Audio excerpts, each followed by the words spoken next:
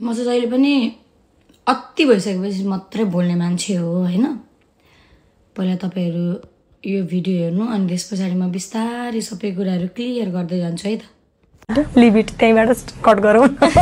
एलिनाकोतिर मोड है दिदीले कट हान्दैन। यो त अफलाइन है। ल अब देख्नुभयो हैन, उहाँको इन्टेन्सन भनेको चाहिँ मेरो नाम लिने, इन्टरभ्यु लिने मान्छेलाई मेरो बारेमा सोध भनेर भन्ने अनि त्यस पछाडी भाइरल हुन्छ भनेर चाहिँ उहाँको इन्टेन्सन रहेछ। अनि यो वाला क्लिप चाहिँ के भएछ भने एडिटै नगरिकन बिर्सेर आएछ के युट्युबमा। आज भन्दा 4-5 दिन अगाडिको कुरा है यो चाहिँ। अनि त्यसमा मेरो फ्यानहरुले त हेर्छन्, 1300-1400 भ्युज गएको थियो अनि हतार उहाँ डिलिट भयो त्यो। अब किन कसरी डिलिट भयो मलाई थाहा छैन, तर मलाई चाहिँ यो स्क्रिन रेकर्ड आइसकेको थियो। त्यस पछाडी मैले उहाँको इन्टेन्सन थाहा पाएँ क्या। इन्टेन्सन थाहा पाएँ कि उहाँलाई चाहिँ अब मेरो नाम लिएर चाहिँ आफू चल्नु पर्ने रहेछ भनेर चाहिँ मैले उहाँको इन्टेन्सन थाहा पाएर मैले उहाँलाई चलाइनँ। त्यस पछाडी फेरि उहाँ अर्को पोडकास्टमा जानुभयो अनि सिक्रीको कुरा निकाल्नुभयो। सिक्रीको कुरा चाहिँ के भएको थियो भने उहाँले चाहिँ अरू लुगाहरू लगाउँदाखेरि त्यो सिक्री नसुहाएर नानी यो सिक्री राखिदेऊ न है, यो लुगामा सुहाएन हराउँछ, घाँटीमै लगाएर राखिदेऊ भनेर भन्नुभयो मलाई है। अनि त्यस पछाडी मैले त्यो सिक्री हुन्छ दिदी भनेर घाँटीमा लगाएर राखिदिएँ। अनि उहाँले अर्गनाइजरसँग झगडा परेर उहाँ नेपाल आइसकेपछि चाहिँ अनि उहाँले त बिर्सिनु भयो क्या। अब हतारमा नेपाल आउनु बिर्सिनु भयो, मसँग थियो। अन्त दिदी सिक्री छुटेको छ, म नेपाल आएर राखेर दिन्छु तपाईँलाई भने हस् भन्नुभयो। अनि नेपाल आउने बेलामा मलाई त होस हुँदैन नि त, चोरेको होइन केही होइन। उहाँले त यसरी भन्नुभयो कि मलाई त चोर जस्तै बनाइदिनु भयो। उहाँले कान खोलेर चाहिँ मजाले सुन्दा हुन्छ है। तपाईँको सिक्री होइन कि तपाईँको किडनी किन्ने औकात मैले बनाएको छु क्या। तपाईँले यसरी मलाई नराम्रो बनाउनु पर्दैन, बुझ्नुभयो नि।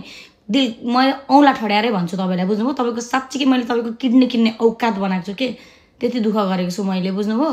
तपाईँको यस्तो सिक्रीको कुरा गरेर त्यसरी अर्काको बेइज्जत गर्नु राम्रो कुरा होइन। र यो कहानी कहाँबाट सुरु भयो भने आज म सबै कुरा भन्छु कि, किनभने भन्नै पर्यो नि त होइन। उहाँ चाहिँ के रहेछ भने उहाँको चाहिँ ढाडको नसा च्याप्पिएको रहेछ। पहिल्यै नेपालमा हुँदाखेरि ढाडको नसा च्याप्प्याएर चाहिँ थेरापी गर्नुभएको रहेछ। डक्टरले चाहिँ उहाँलाई चाहिँ अपरेसन गर्नु, तपाईँ चाहिँ फ्लाइटको लागि रेडी हुनु हुँदैन भनेर भनेको रहेछ है। त्यस पछाडी उहाँले म त अमेरिका जान आँटेको डक्टर भनेर चाहिँ उहाँले चाहिँ अपरेसन नगरिकन रोग लुकाएर अमेरिका आउनु भएछ, दबाई पनि नबोकिकन। किनभने त्यो दबाई चाहिँ फ्लाइटमा चाहिँ बोक्न दिँदो रहेछ। अनि उहाँले अमेरिका आउनको लागि चाहिँ आफ्नो रोग लुकाएर आफ्नो ज्यानको परवाह नगरिकन अमेरिका आउनुभयो।